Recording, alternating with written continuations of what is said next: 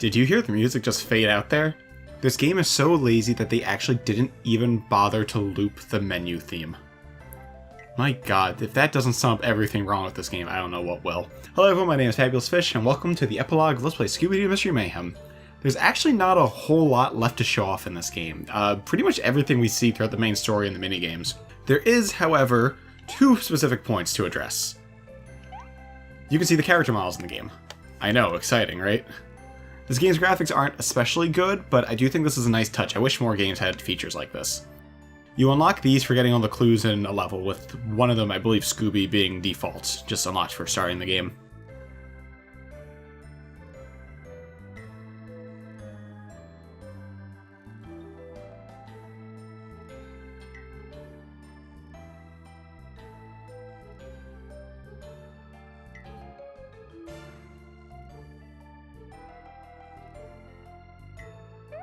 Then from there, there's also the option to rewatch cutscenes, though none of them are especially interesting. If you really did care about the storyline in this game, though, this would be the place to do it. They all do have these little names, which I was not aware of, playing just through the main story, so that's interesting, I suppose. But really, the only thing here that catches my attention would be the concept art gallery. As you can see, there is a concept art for Mr. Dinsdale, or Morgan Freeman. I believe these are unlocked by default, but don't quote me on that.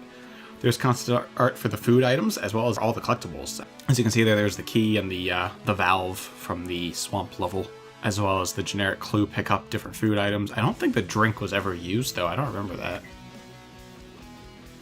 There's artwork for the library that appeared in the first chapter. Looks very similar to the cutscene files in the GBA version.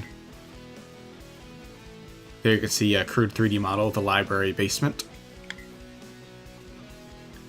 There you can see Mr. Peabody, Mr. Walter Peabody's concept art. He has really awkward looking arms, like look at that. There's concept art for the Tome of Doom. I do actually like the design of the book. It's a little generic, but I think it fits. There's concept art for the main room of the library. This is a much more finalized version of... Actually, I believe I previously incorrectly called this room the basement of the library. Upon looking at the more finalized 3D model, it would turn out it's actually one of the first rooms you go into the library on the first floor, not the basement. There's concept art for the Sherman Brothers. I kind of like the pose that one on the right's in. That was really cool. There's concept art for the Graveyard movie set. There's concept art for the Moon movie set. The moon with the face on actually is a reference to an old movie. The title of the movie will appear on screen right there. There's concept art for the Mummy, which is one of the cooler visual designs for enemies. I kind of like the color palette they use there with all three colors. There's concept art for the racist Native American stereotype. There's concept art for the Western Town. I really did like that area of the game, although it's a shame that that amusement park looking structure in the background never got finalized for the game, outside of the single carousel you used to fight the boss of the chapter. There's more concept art of the abandoned roadway. This one looks more like it was very conceptual, whereas the other one was more close to what it would actually be like, whereas this is just kind of like a general idea for the atmosphere and feel.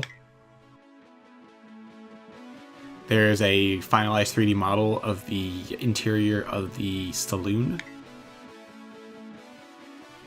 There's concept art of Billy Bob, who I still think is quite funny that we actually guessed his name during the Let's Play. And yes, he was played by Tom Kenny. There is concept art for the swamp. Specifically, it looks like the motorcycle chase segment. There's concept art for the mansion in the swamp. It's a little unfortunate you never actually got to explore the mansion, especially considering how cool the design was. It would have been nice to have a little, like, a Luigi Mansion-esque area.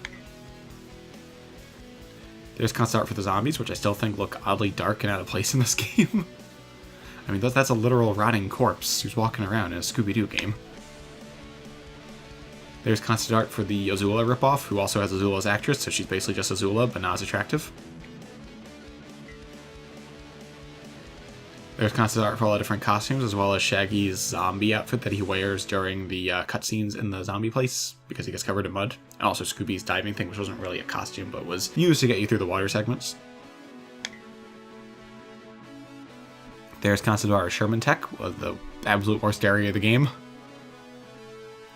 And to finalize it, we have some concept art of the lobby lab place in Sherman Tech that you really only got to visit like twice. And with that, that's all the concept art there is to show off in this game. It's a little unfortunate that there's not too many bonus features, but at the same time, that means we're done with the game sooner. there's nothing else I can really think to show off here. If we go to the credits, it's just the same credit sequence that we normally see for being the main story, so I don't think there's any reason to sit through that again. As opposed to Frights, it actually does have an alternate credit sequence from this menu.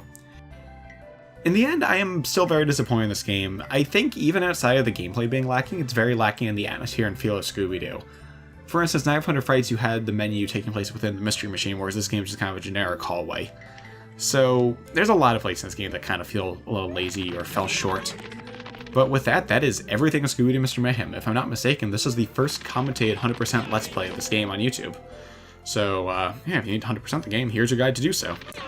But thank you all very much for sticking with me through this project. This has been Fabulous Fish, and even though Sensei Josh is not here, he's with us in spirit. So thank you all very much for welcoming him to the channel. You made him have such a great time. He felt so good. And hope you all look forward to the next project we do together. See you all then.